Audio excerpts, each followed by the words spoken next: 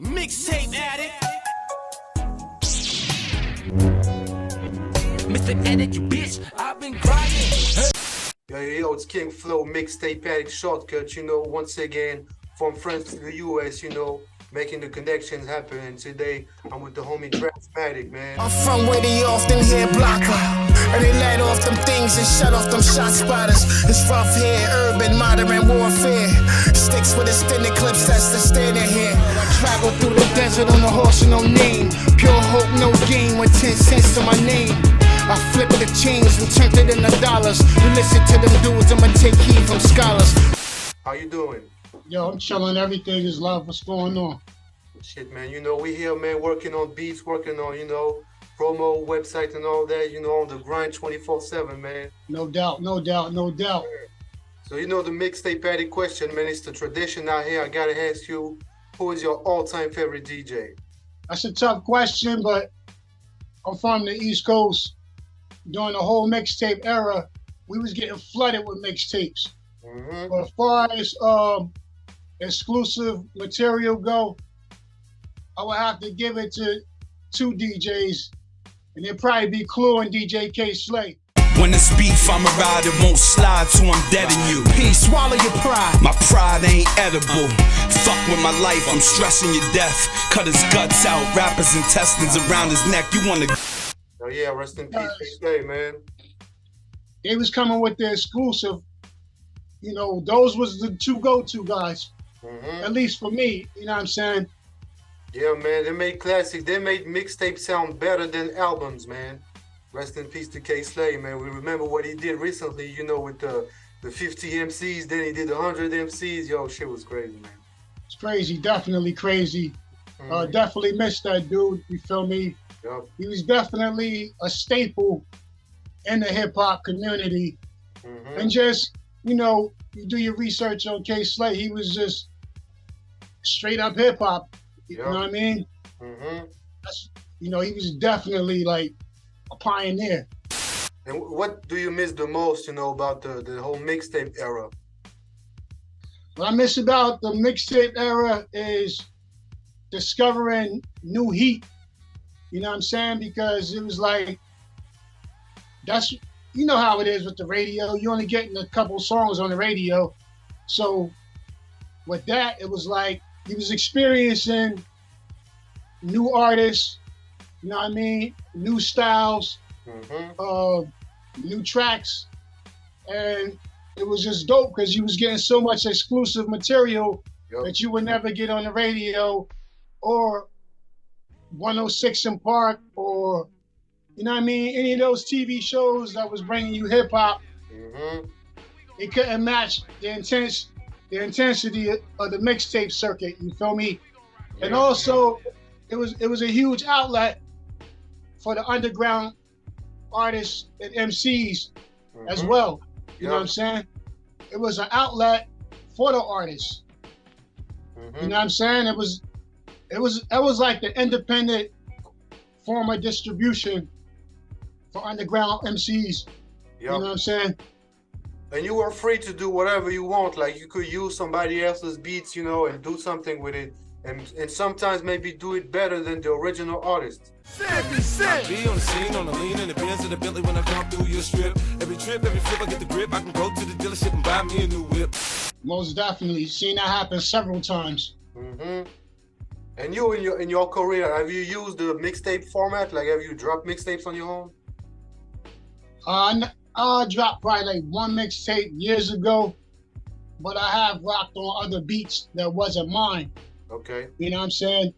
It ain't something that I do often, but I have done it, and 10 times out of 10, you're gonna see it happen again. Yeah. So we gonna see you again dropping another mixtape soon or not? Right now, I'll probably start dropping more freestyles. You know what I mean? Spitting bars, shit like that, you feel me? But as far as the whole mixtape, I don't see it coming no time soon because in my mind, it's like, I could drop a mixtape, but what's that, like 20 rhymes? I could drop a mixtape, could be a whole album. Yeah. because it's like I do production as well. So it's like mixtapes and freestyles, those like treats. You feel me? You don't want to get caught up in that because the ultimate goal is to earn revenue from your music. So being that we're in the digital era, you know, you don't want to get caught up in copyright infringement and all the crazy shit because they'll flag your shit and take it down in a heartbeat. Yeah. You know what I'm saying? That's why I think you know, it's important to be the owner of your music or of your website. You know, if you want to drop shit exclusively on your website, you're free to do it. You know, you're not gonna get flagged. You know what I'm saying? But that happens only if you own the platform. You know what I mean? So let's talk about what you got going on. You know, are you dropping any new music, new videos, new albums? Tell the people out there, you know, what you got going on, bro. Well, I just dropped a new video called Play It By Ear. 15 with big ass machines, with long ass magazines, fairy tales don't exist. We walking through hell trying to make it out this bitch. Crabs in the bucket, misery, they love it. That's the first single of my EP dropping on the 17th. Okay. Which is titled Play It By Ear. Just dropped that a couple days ago. I'm getting a lot of positive feedback from that. You know, right now, I'm about to just pour everything into that for a minute. Okay. And then I got another EP that I'm putting together, which I already started. I'm like 4 tracks in on that already. So, you know, we're gonna give Play It By Ear some airtime, let that run for a minute. If you had any advice, you know, for the young upcoming artists, like on the way to promote your music, because you know, we know, you know, I'm a producer, so I know it's easy to do music, but the hard part comes when you have to promote it and put it out to the people. So what's your strategy when you work on a record like that? Start promoting as soon as you get to the point where everything coming together and you can see what it is. Get your visuals up, get your as much promo as possible. You definitely got to do a press release. Just mention that shit as much as possible. 24/7, 365, whatever the title is, keep it in their face. Keep it in their face. Like, you got to keep it in their face and never get tired of promoting your shit because, you know what I mean, nobody is going to promote it more than you because nobody's going to care about it as much as you because it's your material. So, you know, keep it in the people's face as much as possible. I don't care how much they get tired. I don't care what it felt like. Just keep it in their face. Like, you know what I mean? Every 2 seconds. Say that shit wherever you go, whatever the fuck is going on. Anybody asks you anything. The answer to the question is whatever your project is. How do you stay consistent like that? You know, because we know it's hard to strive, you know, in the music industry for independent artists. Where do you keep that strength, you know, to keep going? Yo, you gotta live this shit. You gotta live it. Like, you can't be no part-time dude. You gotta mean that shit. Like, everything you say, like, you gotta pour your all into it. You know, it depends on, you know, how far you wanna go with it. You know, if you just a part-time dude, you gonna get part-time results. You know what I mean? You gotta stay hungry. You gotta feed your appetite, and you just gotta keep dumping. That's the right strategy right there. You know, gotta keep working at all times, man. And before that, you know, you told me you know you were MC, but you also produce your own music. So have you started with producing or rapping first? What have you done first? I started rhyming first. The production part came because, you know, the rhymes came first, and once you feel like you're nice and you learn how to structure songs, you know what I'm saying? You gotta have the soundtrack to whatever you're doing. So it's like you was limited on what producers you had access to, then you gotta get up and do something about that shit. So only way to do something about it is to home in, start studying beat making, stuff like that. I got a lot of vinyl, so I always kept my hands on vinyl no matter what. I started off collecting samples, like You know what I mean? I listen to records, find something that I thought was dope, and I will mark the record and put those samples to the side. You feel me? Yep. So when I was younger and I didn't have a beat machine or anything like that, that was my formula. I get the samples, I stack mad samples, Yep. That's how put it it to the started. side. Man.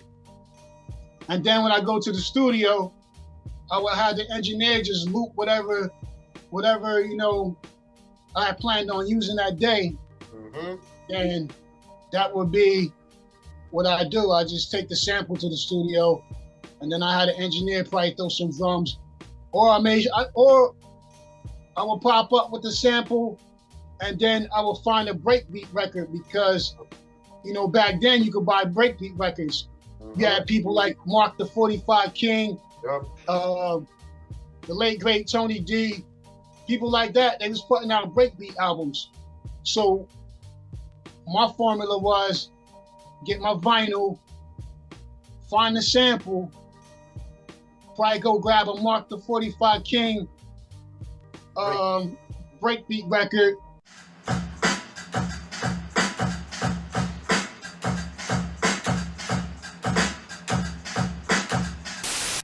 Then I'm showing up at the studio with the sample, and I'm like, yo, throw these drums behind there.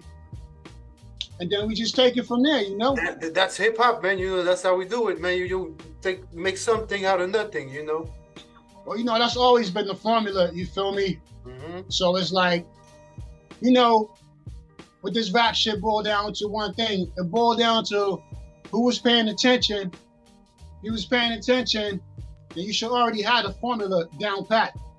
Like if you was really, you know what I mean, involved like that. So, like they say, it's nothing new under the sun. You know what I mean? And if you was studying, doing your homework, then you're taking notes, go back and refer to your notes, and then apply it to whatever you're doing right now in this day and age. And talking about producer, we were talking about producing music and all that. Like right now, if you gotta leave this interview and go with two producers of your choice to work on something, you know, work on a quick EP, who would that be? I definitely grab Apollo Brown up. The mission is always to win, always a corner to bend, joint smoke all in the wind. It's always love when you start, then the hate start to begin. Niggas ain't always your friend. I go with Just Blaze and Apollo Brown. Let me ask you, what's your favorite Just Blaze beat? I was just asking somebody about that. I think my favorite Just Blaze beat, I don't know, it might be One for Petey. I got two favorite joints from Just Blaze. They're not the hard, you know, hardcore joints and all that. It's Why You Hate the Game and Show Me What You Got by Jay-Z. Yo, you took that right off the tip of my tongue. That Show Me What You Got is fucking crazy, yo. Yeah, that shit was fucking nuts. I remember there was a video on YouTube where you could see the drummer, you know, playing the drums on the beat and all that in the studio with Just Blaze. That shit was fucking insane, bro.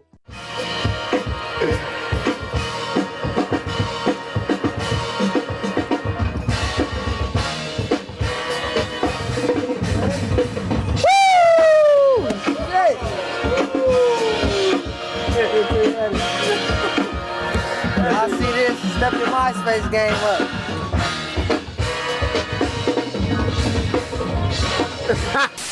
Yo, that was my shit.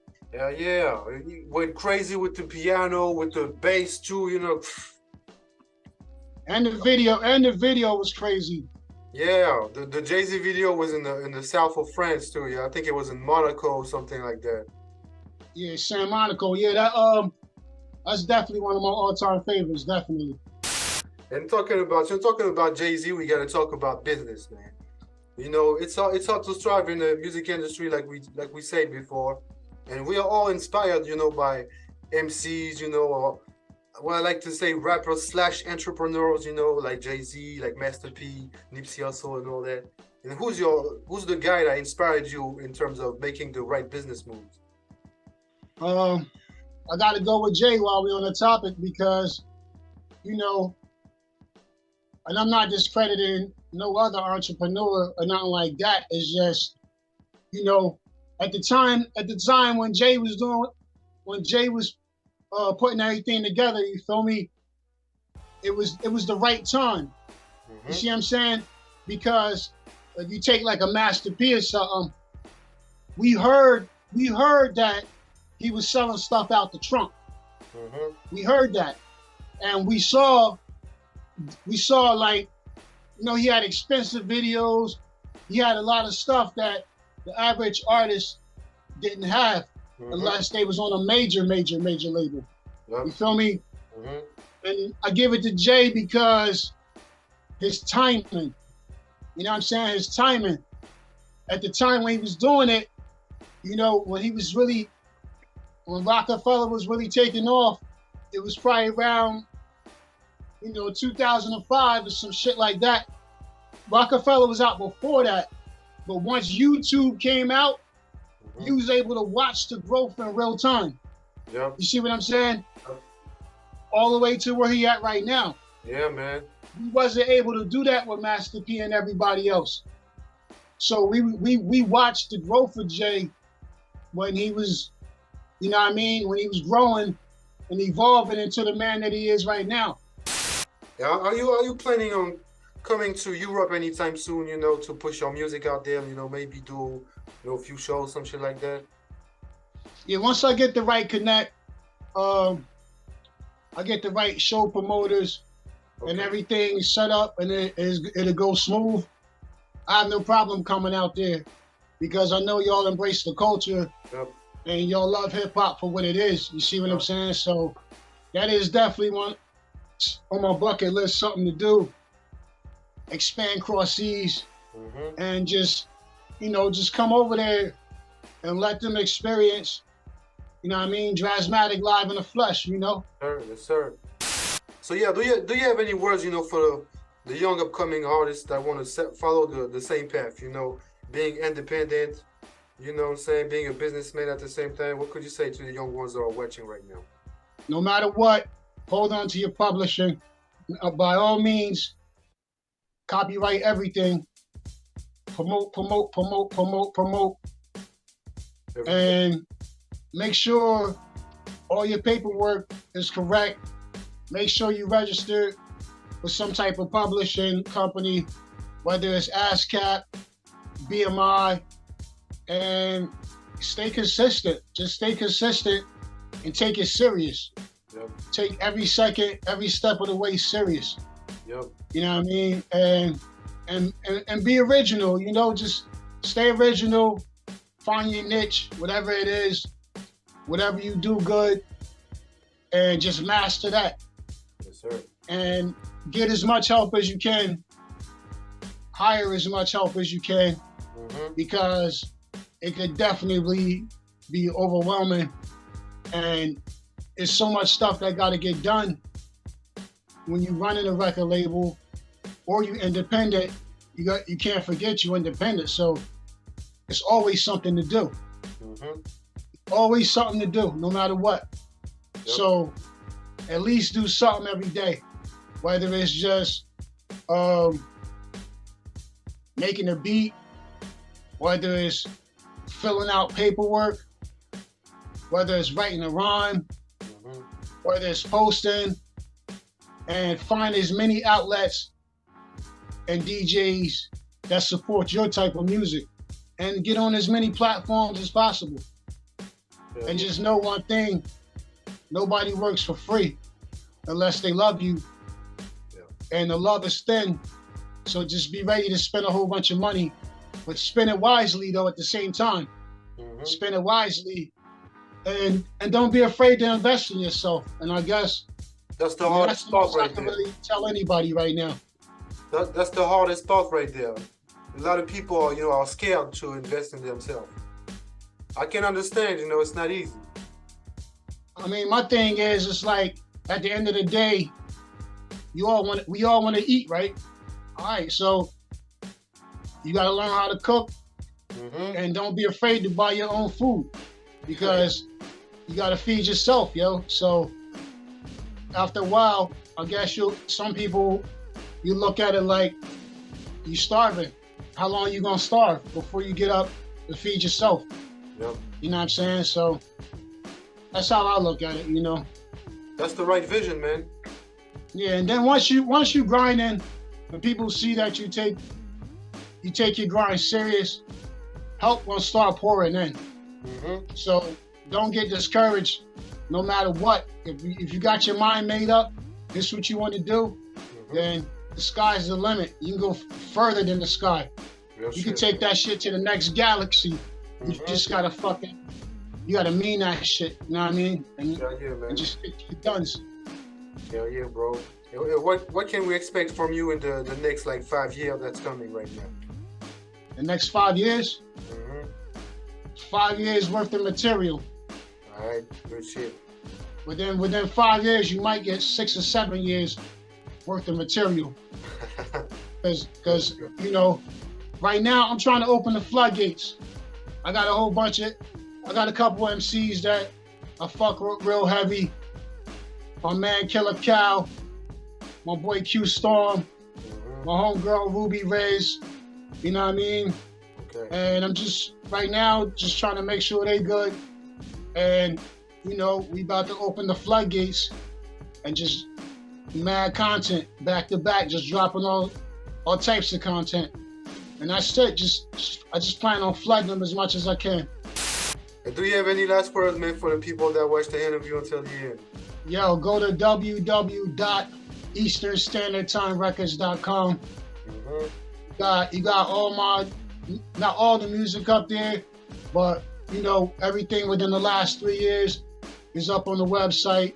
Okay. It's available for downloads.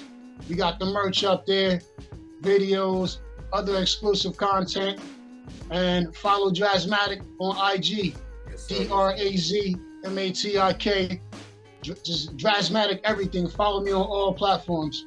So everybody that's watching, you heard right. Make sure you go follow the homie Drazmatik. You know, go check out the music. Go check out, you know, all the videos, all the stuff you got on the website, man. That's the place to, you know, get all the stuff, man. So let's get to it. Everybody that's watching, you know, France, worldwide, Japan, Australia, we here, you know. Hip hop, man, we bring everybody, you know. Hip hop, you know, has no barriers. Go get that player by ear. Go get that player by ear. You heard. Thanks for coming through in the Mixtape Addict Shortcut Show, man. Everybody that's watching, make sure you follow Drazmatik. We here. KingFlow, Mixtape Addict, man. Signing out. Peace, bro. 10-4. Right now.